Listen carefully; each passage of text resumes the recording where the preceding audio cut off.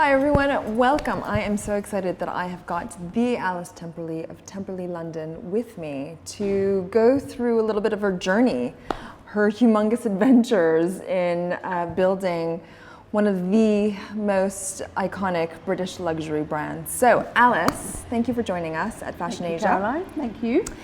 Let's just start with actually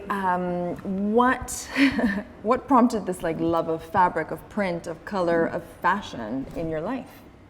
I always liked making stuff. So when I grew up on a farm in the middle of Somerset, in the English countryside, and we grew up in kind of farm clothes, and we were out working and doing all of the sheep and picking the apples and doing all of that.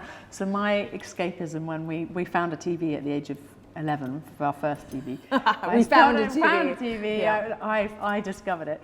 I started watching black and white movies and was obsessed with all of the Edith Head costumes for all of those black and white and film noir type music and movies. Sorry, and I just started making stuff just because I wanted to be part of what I could see on the screen, and realised that when you put something on, it could transform your feeling and your mood into being somewhere else. Yeah. And I think that escapism is how I started. And then lots of my mum's family friends and were all very, very creative. They were in the textile world. They were doing amazing mosaics and tapestries, potters, jewelry people. And so everybody around me was always making. And I just started making and selling things at the age of 11. And then I got into textiles because it was very much about print and layering and process and just using my hands. And so that's how I kind of started this crazy journey. It was just literally a love of making. And that went all the way through Central St Martin's, all the way through the Royal College, through my masters. And I ended up in this crazy world of fashion because to support my way through college, I made things and sold things. Your family is obviously a huge part of your sort of Temperley London lore. I think of all those incredible images that we've seen in magazines with your beautiful family, and how much they support you. Matilda, your brother, there's so many of them who have contributed to imagery and video. How has your family both encouraged you, discouraged you, and also just contributed to the Temperley London brand? Well, my dad turned us all into workaholics, which is something that he's very proud of. He wanted me to be a vet or anything but going into the arts, so he was never in support of it at all. And surely he's proud now, OBE. That's why I paid my way through college and I did that, and then he liked it when he could come and sit in fashion shows and look at girls' legs and stuff. So he does. He's very proud. Behind my back, he's very proud. My mum's a maker, so she pots and she makes mud houses and she paints and she sews and she does everything. She was a jeweler and architect. I mean, my mum can make anything. So I guess we were sort of inspired and kind of by her to sort of make. My sister makes face creams. Has 4 children, and the other one was a photographer and now runs the family business, which is making cider and brandy, and my brother is a filmmaker. So that's what my dad said, the family is we've all made and we've all been very close with 4 siblings, but we all kind of make stuff, and most of the time it's very harmonious. Yeah, most of the time. I'm glad to hear that. Most of the time, pretty much all the time. Your first fashion show was 2002, 20 years ago, and in that time, I believe you have built one of the most iconic, most recognizable British luxury brands. Thank you, Caroline. You're welcome. It's all true.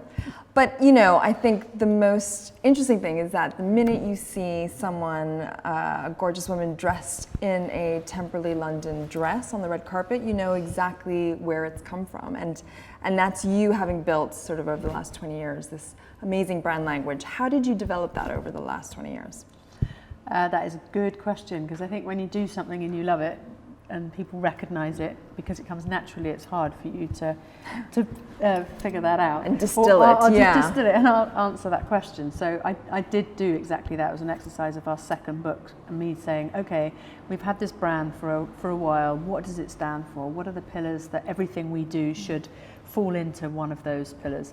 My second book, Myths and Legends, was me trying to figure out exactly what those pillars were for the brand. And I came up with the Holy Grail, and that was my idea of like, what does it look like, and what are the elements that I always have within the collections, and that I always have. And that will be kind of Art Deco artifacts, Victoriana, which I love. I've got a huge collection of all those jackets, the laces we use, the frogging, kind of a little bit of like tongue-in-cheek of all those historic things that are very, very British. That makes us very British, I guess. Like all the Americans, like, you're so British, and I'm like, well, I am British, so maybe that's quintessentially, yes. And the Shire was my love of the countryside, where I grew up, and the way that I like things to be very effortless when you wear them. I love an evening dress running through a field with a bare foot.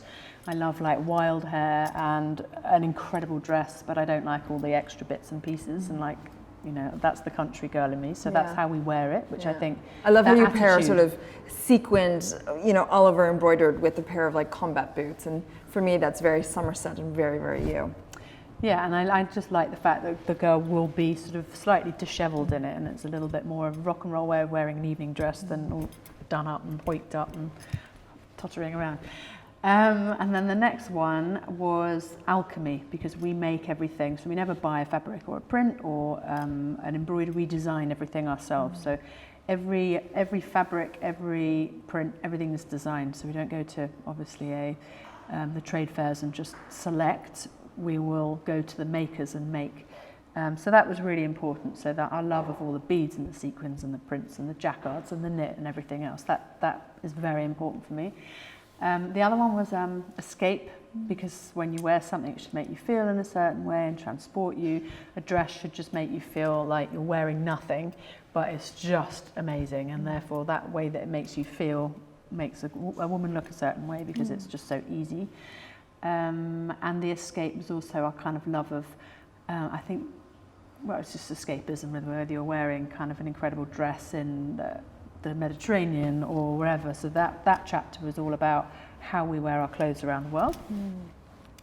And the last one was myths, which is just the dream and the fantasy of the wedding dress, and the mills and the suppliers and the fabrics we can use within that to kind of create fantasy dresses that are kind of heirlooms to pass down. And the work that goes into that, it's like months of embroidery in some of them, and that's beautiful. Well, I know so many women whose absolute fantasy and dream is to get married in a Temperley London wedding dress, and I think that has grown as a big part of your business over the years, hasn't it? And I think those shapes, the embroidery, the work that you so clearly can see goes into these kind of dreamy dresses, you know, how has bridal and its success, I don't know, maybe impacted the ready-to-wear even?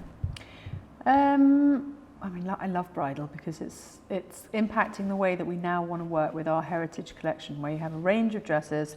They never go out of season. The best-selling dresses in bridal will continue to be the best-selling dresses, and obviously we add to the collection and diversify it and keep it like developing. But some of those key dresses right from the beginning are just amazing dresses that keep on giving. So you have that in bridal. So why can't you have that in ready-to-wear? So you can have like a dress that, you know, Penelope Cruz will wear, our friend Charlotte Tilbury will wear, like all sorts of different people will want this one dress, but they'll want it in different colours. And multiple people have worn it on red carpet over the last sort of 5 or 6 years. So then why does that dress need to be part of a fashion season? So now we're doing heritage, and that will run much more the way that bridal does. And bridal will feed into the heritage collection, where if you've got the most beautiful white, crisp, gorgeous gown made out of the most amazing fabric, then why can't you go and get a beautiful gold lame and make that same structured style in that, and then you offer that to the red carpet, so, or like an amazing red or whatever colours. So now I'm basically working across heritage and bridal to just sort of fuse these amazing pieces that become kind of iconic, and that shouldn't, and people still want them. So I mean, people still want the dresses, some of those early tattoo dresses, remember those? We still get people asking for them.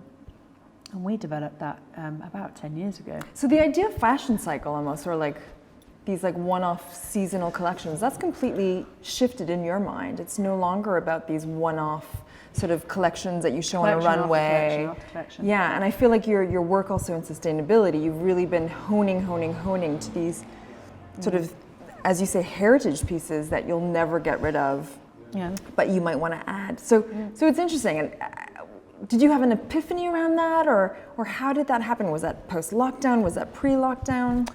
Well, in lockdown, I decided that, I mean, the biggest market growing, obviously, in the fashion industry at the moment is rental and like, hiring and that area, that space. So I was just like, well, why are we giving our stuff, people wanting to buy our stuff, and desperately queuing for sample sales to buy our stuff to then rent out? And I'm like, no, hold on a minute, let's just keep them in stock. So rather than us renting, because that's a hell of a lot of work, we will just keep those archive pieces, because it's going to cost more and more and more to make those pieces. Our costs have gone up 25% since the war.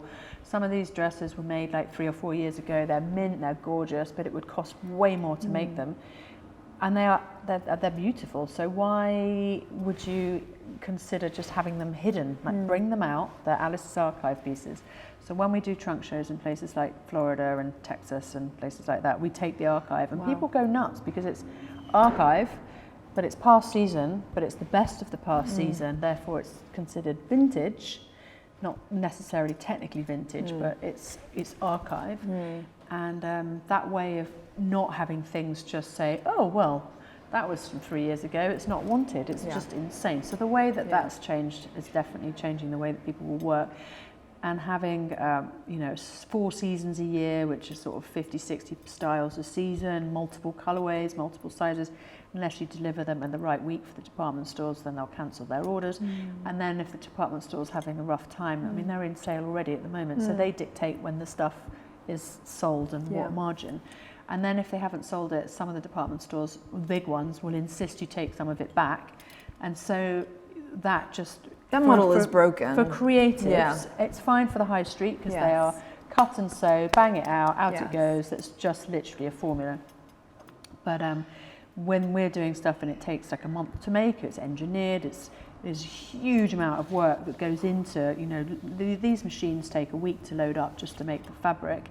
And the passion that goes into all the prints and the embroideries, to see it go into a store and then go into sale whenever they feel like it. You have respect for this type of product. This product doesn't work in that cycle. So therefore some brands, and certainly for ourselves, is like only very select wholesale partners, mainly with a heritage collection, but no, it's been no kind of collection after collection, and much more direct to consumer, where there's a huge saturation out there in the market. So how do you make sure that your brand stays loyal? Direct to consumer means you have to go and see them, you have to look after them, you have to have trunk shows, you have to engage. Otherwise you just sort of, there's so much noise out there. Staying true to what you do, and that season after season after season might suit some brands, but it's also it's crippling in this environment. It's crippling for cash flows, it's crippling for everything at the moment. Just even staff and team and making sure that they're kind of working at the right pace. And I definitely think, though, that this sort of shift in your own mindset and bringing your own team, over the last few years, you've really honed in and focused your business. And I think one of the most exciting things about your brand is that you invested in Somerset, right? You brought this you bought an amazing old factory, was it? Old factory, yep. An old factory. You guys spent tons of time to recreate sort of some magic in there. So now you have bridal there, you have VIP, you've got a shop, you've got a bar, you're working with a bakery. There's a whole sort of community of beautiful British brands that sit in Somerset, so everybody needs to go to Somerset. But it's beautiful in Somerset. It's amazing, and how you kind of brought it back to the source, where your family farm is, where you have a house, and it's 2.5 hours away from London. And you've also discovered incredible... An hour and 45 on the train. An hour and 45, excuse me. 2 hours 30 in a car. But you've discovered all these incredible local manufacturers. And I remember talking to you at one point early on in this sort of adventure, and you were like, I've just discovered the most incredible leather makers and carpet makers. Can you tell me a little bit about discovering sort of more local manufacturing? No, I think I moved back to Somerset because obviously the pandemic happened, and I didn't want to be a brand that was just in a corporate office after moving out of our lovely Notting Hill space into Mayfair, then changed that. And I wanted to what is the brand identity? What do we stand for? Where do I want to work? I need to be near my son. I'm not going to do that commute all the time. And found a building for the same, huge building. It was 28,000 square foot for the 28,000 square foot, okay. For the same price as 4,000 square foot rental for just 1 year. So we bought it outright freehold, which is great, which means that now we can develop it into renting it for other studios, maybe with warehousing can go in there. So if you think of the cost of your office and your warehousing and to make it this magical temple have it to your brand. One place, under one roof. And then I was like, okay, now I need to go and find everybody that works around. And I did know about the leather people before, but then I went and worked with them on remaking our Italian handbag samples. Loved that. Found Axminster carpets, which I'd never worked with before. Just amazing. Their factory's amazing. And we made some amazing rugs for the store. Then this fabric here is made by Fox Brothers, who are in Somerset as well. They're all in Somerset. And they do loads of stuff for Chanel, and they do all the kind of high-end men's tailoring fabrics. Wow. So this is woven just up the road and stitched in London. And what else do we find? The biggest jewel factory in the world, which is incredible. I cried when I went there. You did. I'm like a farm girl, well into machinery. But the just to see those machines, like from 1840, that you see when you go to Lake Como, where they make all the laces, and it's normal to see that around there, but not like 9-minute drive from my house, and I never knew it was there. So weird. So I was just finding local manufacturers, and just wrote a list of them all. And just went to see them one by one, and I was just like, wow. So it was just amazing. Yeah. That is amazing. They've got like our old little bobbins from 1800s that are like brass bobbins that are still like winding up, and they're doing all of their warps with like virtually invisible threads.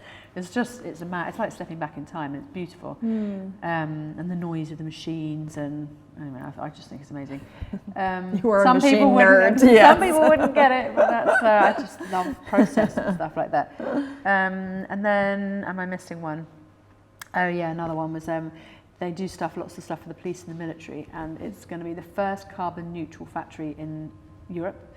And he's just amazing. So he took it over from his father. I think he's around 30, and he's just got a really brilliant business head, and makes all this incredibly well made, totally sustainable outerwear.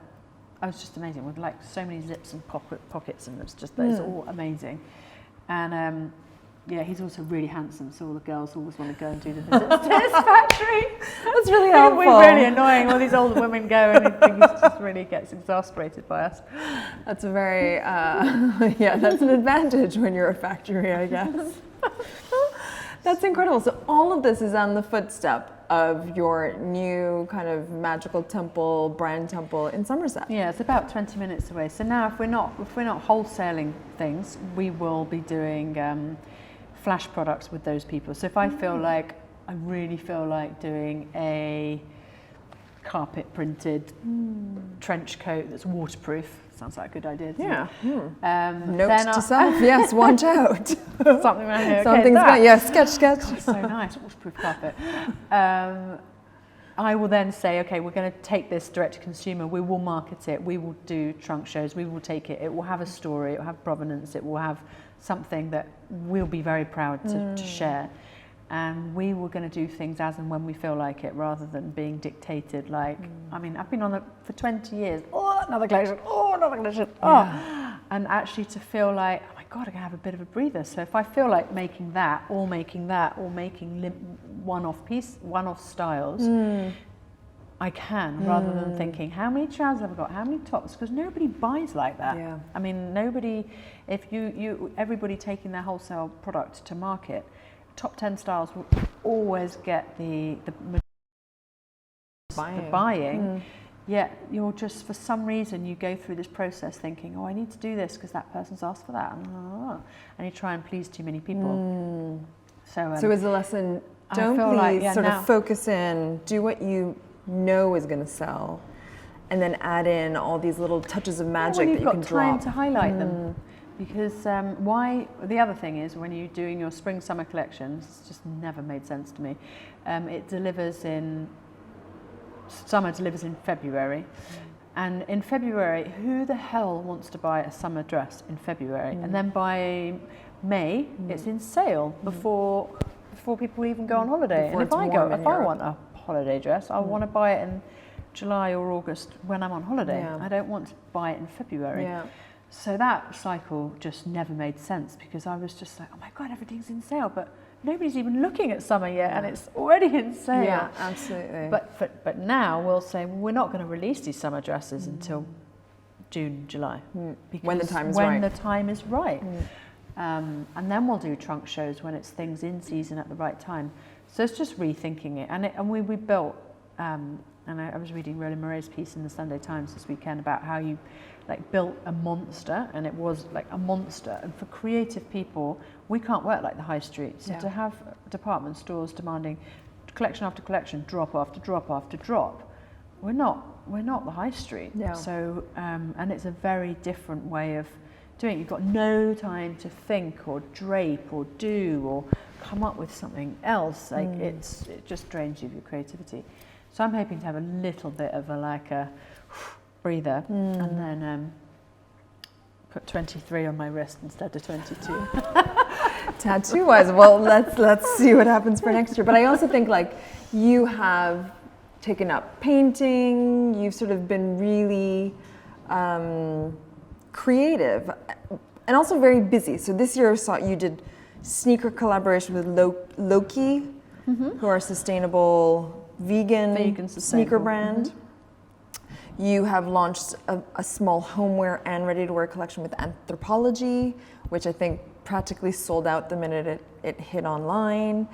You have been actually collaborating with a lot of other brands. What is it like? How do you choose your collaborations in order for you to still feel creative? They've now got to have a sustainable message, and we do British Airways too, and pushing them to change all their packaging and do all of that was fun. We've done papier as well for bridal, because that helps bridal. And that's online stationery or stationery paper? Stationery paper for all wedding things. I think they have 30 different designs for each wedding suite. Wow. And they're very beautifully done. So it really needs to be a really good addition and brand enhancer. And we decided to do a lot more during lockdown, because we had the time to be able to. I mean, nobody was buying clothes in lockdown. Nobody was doing any of that. We were reducing the size of the collections, and now we've changed the way we're doing things. But at that point, we were like, right, until our big licenses launch, which are going to be very long partnerships rather than just collaborations, we wanted to do other sort of collaborations that would just enhance and nice messaging and kind of fun to do and good for the storytelling. Some of them are a lot of work. Aren't they all? Some of them are just a really lovely addition to the brand. It's really nice that a bride can come in and she can buy all of her stationery. Yeah. And the launch of our Somerset new partnership with our Somerset little sister line, that we're about to sell globally, and it's slowly rebuilding that with a new partner to then be a very long-term relationship. And that is also why there's no conflict between anything Temperley and that, because that we're trying to do that sustainably as possible, but that they run that business model, so they can run it like they do with a more of a high street approach, but it has to be sustainable. But luckily I don't have to do any of the logistics of that. And then we're launching our big homeware thing in March. Wow. Okay. Which is what we've worked on for 18 months. Wow. So watch the space. Yeah. Okay. For young designers who are wanting to set up businesses today, what advice would you give them? Don't do it. No, I would say be very specialised in what you do. And if you're really good at something, be really specialised in that area and really focus on that area. You can be too many things to too many people and trying to do too much. And there's so much choice out there. Just do your product and be really focused.